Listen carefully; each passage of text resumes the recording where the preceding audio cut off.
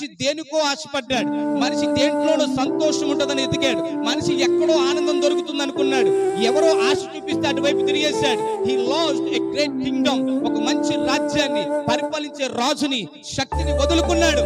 ఈ సిలువ మరణం ఎందుకో తెలుసా?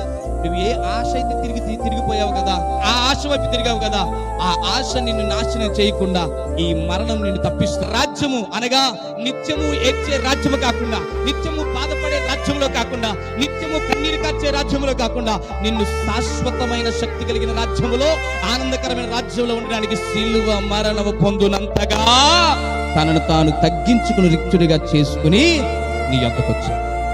నీకు విడుదలిచ్చాను, నీకు రాజ్యమును ప్రకటించాను, నీకు రాజ్యమును ప్రకటించాను.